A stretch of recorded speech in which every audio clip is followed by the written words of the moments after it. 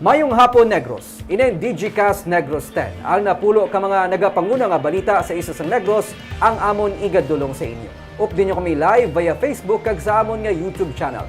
Kag yari na ang top 10 nga mga balita sa Negros subong adlaw. Insureksyon sa Southern Negros pagkatalakayon sa Comelec sa RB para sa barangay elections. Summa cum laude ang CSAB top-notcher sa Medtech Board exams. Congressman Teves, tigayo na nga nakastorya sa kay House Speaker Romualdez. Mga karne sa baboy gikan sa Cebu, gikumpiskar kaginlubong sa Dumaguete City. Kag sa Good Vibes, panaad sa Negros 2023, formal na nga ginlunsar. Inatanan sa DigiCast Negros 10. Sa number 10,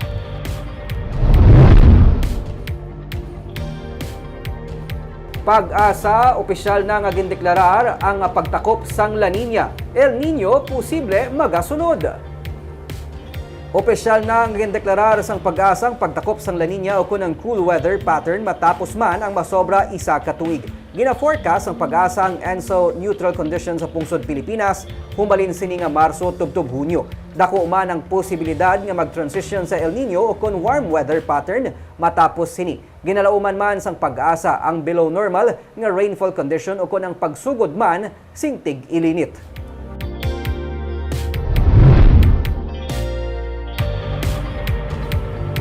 Sa number 9, Governor Eugenio C. Lacson ang ginappoint bilang Region 6 Peace and Order Council Chairperson. Mismo si Presidente Ferdinand Marcos Jr. kag Department of the Interior and Local Government Secretary kag Chairperson sang National Peace and Order Council, Benjamin Abalos Jr. ang naglagda sang Certificate of Appointment ni Governor Lacson. Si DILG Regional Director Juan Jovian Ininiero sa isa ka pagsinapol sa Governor's Office kahapon ang nagpresent sang Certificate of Appointment ni Lacson. Nalakip sa gintalakay sang DILG Region 6 team kay Governor Lacson ang iyang katungdanan bilang RPOC Chairperson. Kabayan sa mga opisyales sang DILG nga nagtambong sa mga pagsinapol kahapon, amo si Negros Occidental Provincial Director Teodora Sumagaysay.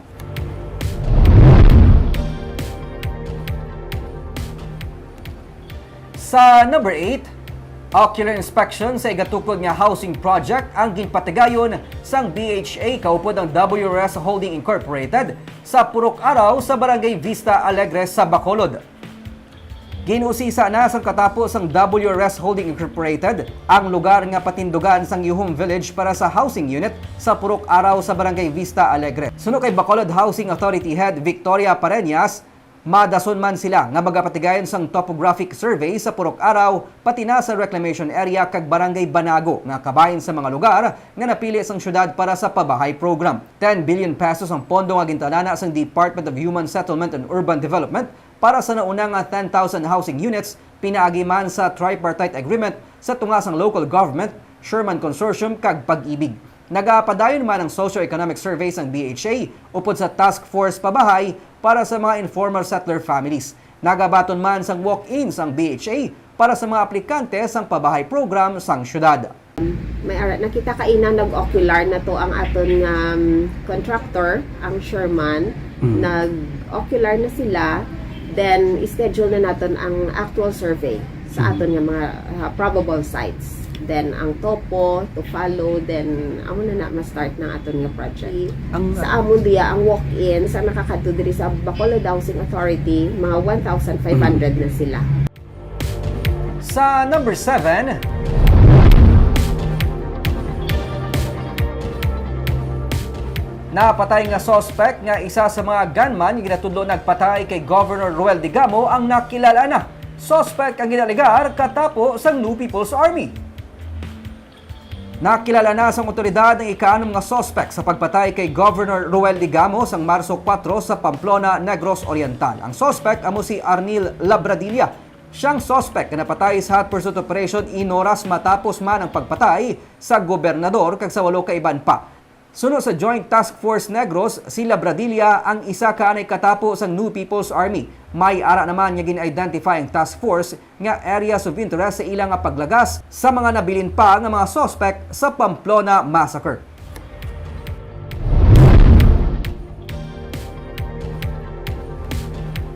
Sa number 6, IPM-CDC liwat nga nagdaog sa bidding, may kangtanan sa kontrata sa paghakot sang basura ug maintenance sang sanitary landfill sa Bacolod.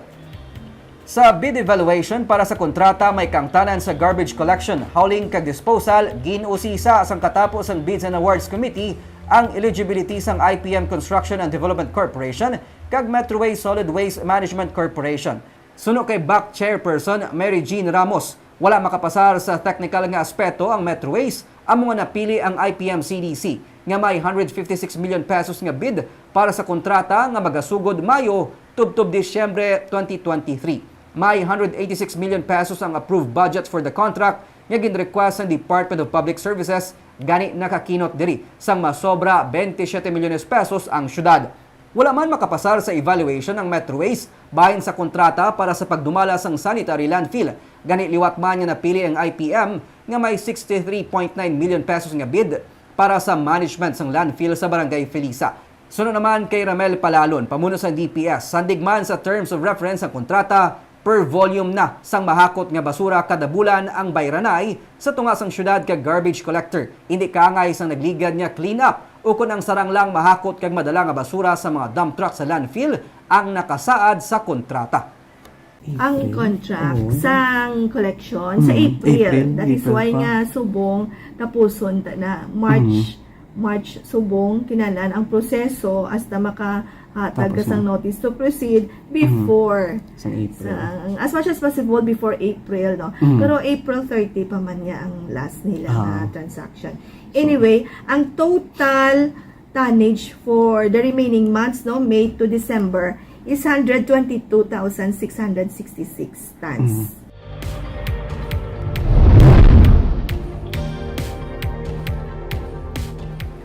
Sa number 5, Vice Presidente Sara Duterte Carpio ang nagpanawagan sa mga kabangkalanon nga magbuylog sa iya kampanya kontra sa New People's Army agod mapasiguro ang pagsanyog kag seguridad sa ilang syudad.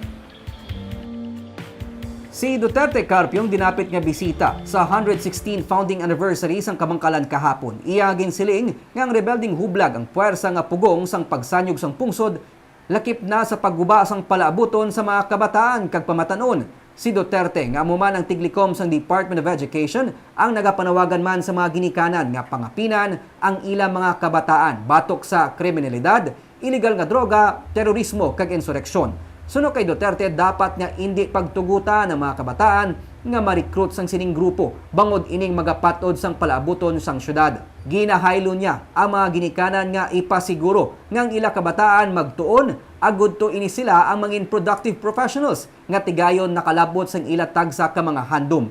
Dugang pa niya samtang padayon ang pagsanyog sang turismo kag nagabutang sang syudad sa national map ang pagsanyog labing nagadala sang kaayuhan para sa mga kabataan. Illegal drugs and the New People's Army as well as terrorists are our enemies. Ayaw mo kalimot, ana. Wala man ko nagsulti nga kamupod magdala og baril, kamupod makigbisog, but there are a lot of peace building initiatives that can start dinha sa atoang mga communities para mahimong magmalinawon ang atoang lugar. They are forces of evil that hostage our development as a nation and destroy the future of our children.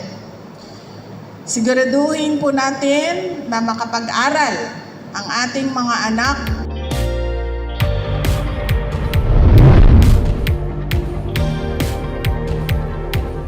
Sa number 4, mga karnesang baboy gikan sa Cebu ang ginpang-confiscate kag ginsunog sa Dumaguete City. Ginsugura na sang City Veterinary Office ang Dumaguete City ang pag-confiscate sa mga karnesang baboy nga wala sang label ilabi na gikan sa Cebu bangod sang ASF scare ukon sang African swine fever nga nagpositibo na sa probinsya sang Cebu. Sang Marso 3, sa nag-isyong probinsya sang total ban sa mga buhi nga baboy pati na produkto gikan Cebu bangod sang pagpositibo man sang 11 sa 15 ka mga barangay sa Carcar City. 50 kilos tanan sang pork products lakip na longganisa, chorizo, hotdog, siomai kigaban pa ang gin-confiscate kahapon sa syudad. Matapos kin-confiscate, ini ginpanglubong man, ginpahayag man sang City Veterinary Office nga silang padayon nga magalibot sa mga merkado kag ila ipang confiscate ang mga karne sang baboy, ilabi nang wala label kag may manufacture date nga humalin sang Pebrero 8.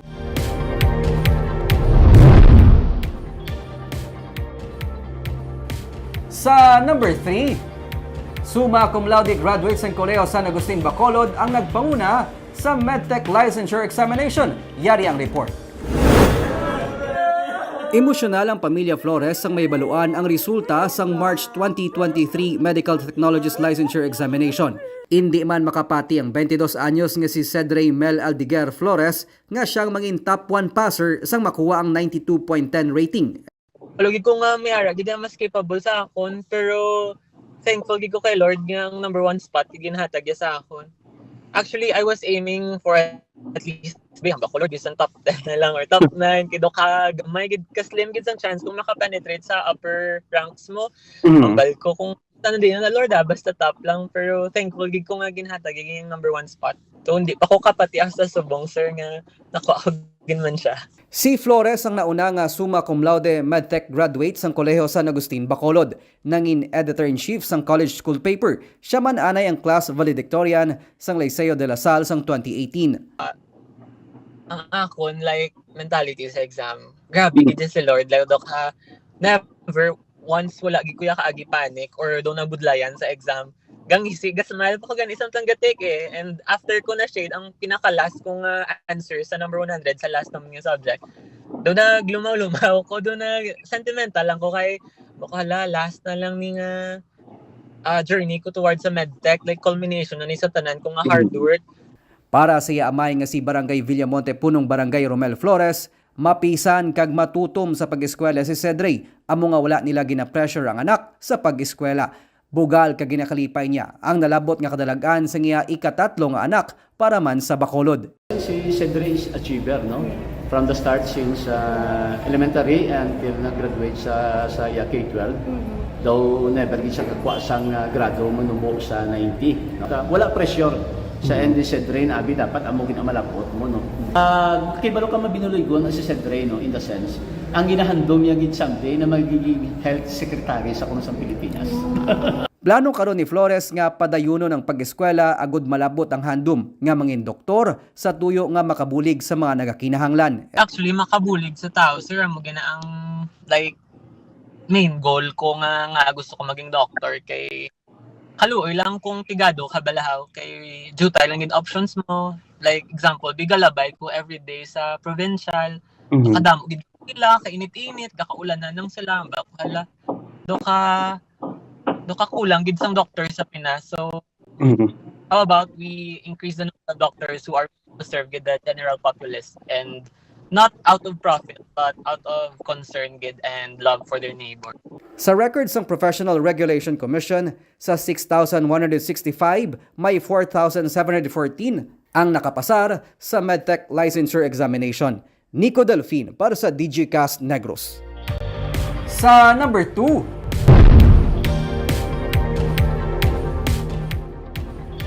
House Speaker Martin Romualdez nagkumpirma nga iya na nasugilanon si Negros Oriental 3rd District Representative Arnie Teves. Sa isa ka statement nga ginrelease sa Facebook page ni House Speaker Martin Romualdez, iya siniya ginsiling nga gintawgan siya ni Congressman Arnie Teves Lunes ang gabi. Iya sinigin pabutyag sa iya nga pagkabalaka sang kongresista sa iya sini nga kabuhi kag sang iya nga pamilya. Bilang Speaker of the House, ginpasalig niya si Teves nga himuon niyang tanan para matagan ini sang seguridad. Iya man ginmanduan ang House Sergeant at Arms nga mag-coordinate sa mga law enforcement agencies sang gobyerno kag ihanda ang security arrangement sa iya nga pagpauli sa Pilipinas. Iyaliwat ginpanugyan kay Teves nga magpauli na sa Pilipinas kay wala na ini sang authority nga magbay sagwa sang pungsod kag gusto man mabatian sang Kongreso ang iya nga bahin. Kag kung may kaso siya nga dapat atubangon, iya ini dapat nga atubangon diri sa Pilipinas kag indi sagwa sang pungsod. Si Teves ang damlag panagsiling nga yara siya sa Estados Unidos para sa iya nga stem cell. Subong ginasiling nga yara siya sa Asia pero wala gintumod kundiin nga pungsod. Siyang gintudlo sang gunman nga mastermind sa pagpatay kay Negros Oriental Governor Ruel Digamo. Kag sa numero 1 sa mga balita subong nga adlaw.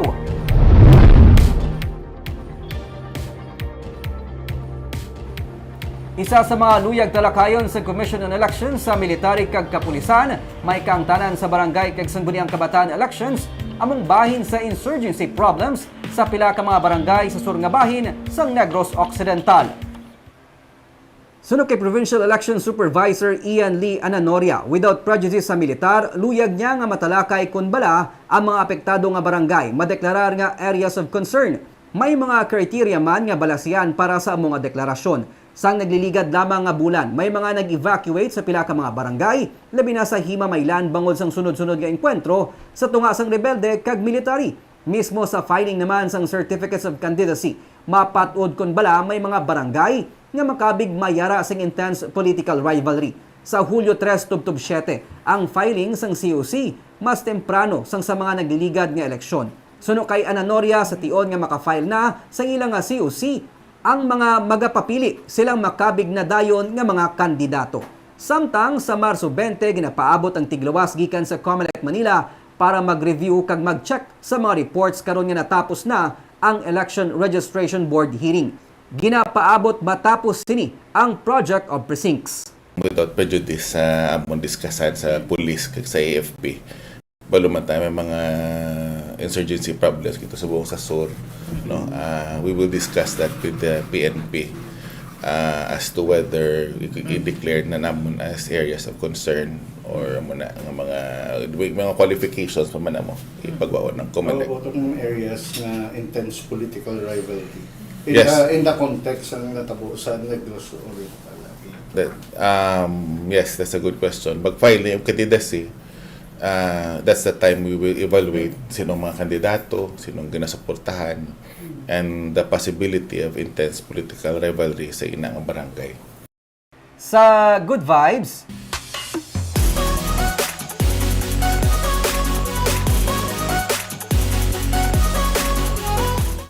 ginpahibalo na sa publiko ang mga palaabuton sa pagbalik sang panaad sa Negros Festival. Ginpakilala man ang mga linay sang Negros. Yaring report ni Romeo Subaldo.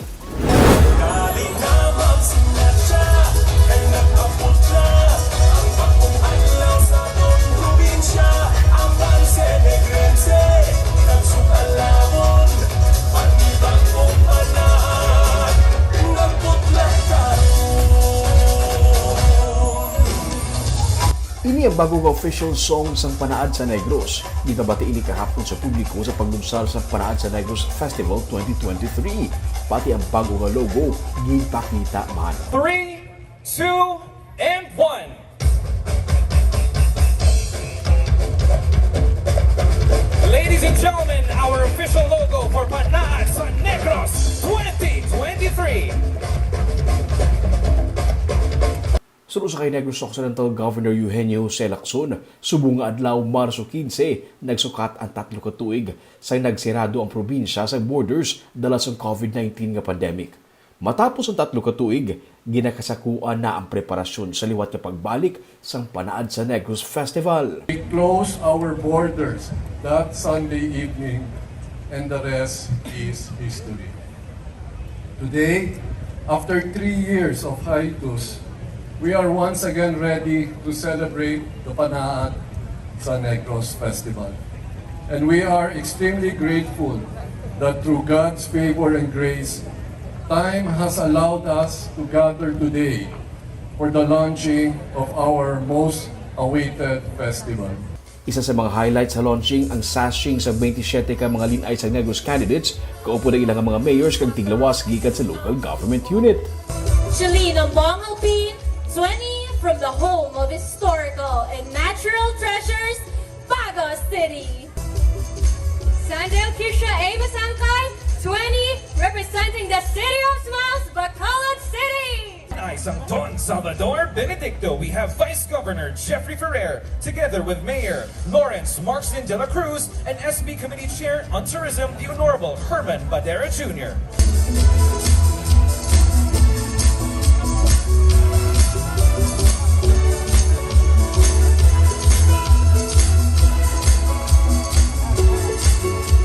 Ginpahibaluman sa publiko ang mga palaabuton ng mga programa sa isa ka semana nga selebrasyon nga magasugod sa Abril 17 tubtub 23. Sunod sa kay Cheryl Dicena, ang festival director, masaksihan sa Panaad Parking Stadium kutob sa tanan ng mga ginapabugal sa Negros Occidental. It is expected to be bigger, brighter, and even more memorable. It is 3 years in the making, and we're fully committed to bringing you an event worthy of your time and attention. Pila sa mga aktibidades sa mga pop dance, folk dance, dance sports competition, product trade fair, K-pop events kag, may pa-concert pa sa December Avenue, Itchy Worms, kag River Maya. Sa April 17, ang opisyal na pagsugod sang kapistahan. Kagamiyad itong nagapanguna nga mga balita sa isa sang Negros Subong nga adlaw. Kay man sa panahon karon importante nga may ihibalo ka sa nagakatabo sa imo nga palibot. Pero dapat balanse kag insakto ang mga impormasyon. Magapadayon kami nga magapangalagad sa mga Negrosanon. Ako si Nico Delfin, tubtubwas, maayong hapon.